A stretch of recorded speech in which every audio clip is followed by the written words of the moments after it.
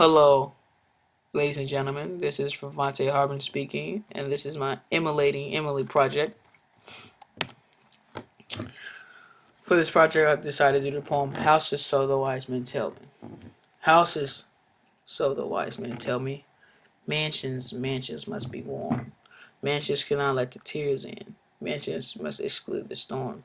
Many mansions by his father, I don't know him. Snugly built. Could the children find the way there? Some would even trudge the night.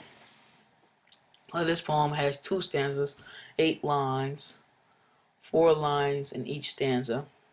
On the right side of the poem, you'll see the rhyme scheme. The rhyme scheme consists of, and the first stanza is A, B, C, B, and the second stanza D, E, F, E. Let's start off with the title of this poem. The title of the poem is Houses So the Wise Men Tell Me. This is because most Emily Dickinson's poems didn't have a title, official title, so they used the first line in each poem. And the first line in this poem is Houses So the Wise Men Tell Me. Right off the bat, Emily Dickinson starts off by saying, so the wise men tell me. She puts the wise men in quotations because she doesn't believe what people are telling her is about to tell her or what people is telling her. This poem is about heaven and God. You can tell this because in the 5th line, it says by his father, and his father's basically referring to the heavenly Father. Mansions must be warm, so it's basically saying heaven must be warm.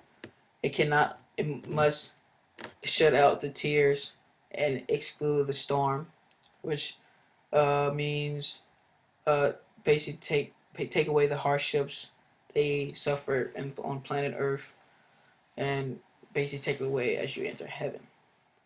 In this poem, lines 2, 4, 6, and 8 are slant rhymes, which means you have to say it in the right way to make it rhyme. The first half of this poem is basically being general of what heaven is supposed to be like. It's supposed to be warm and comfort and shutting out tears and like suffering you experience on earth. In the second stanza, she takes a different approach to it by basically challenging God and the thought of heaven by saying she doesn't know him, but snugly built. Could the children find the way there? She's basically saying how is people supposed to find the way to heaven, and if heaven's so good, why is people on earth to live instead of in heaven? And what's the point of being on earth where you could just go to heaven to this great place? Some would even trudge tonight. That's what she means by the 8th line.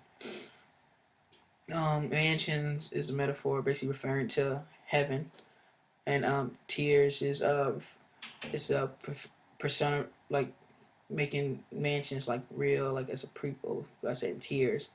In my poem I created, practice makes perfect. Perfection is through practice. That's what the wise men tell me. Practice is worth the cost. In practice, you give it all you got. Practice so you would never endure a tough loss.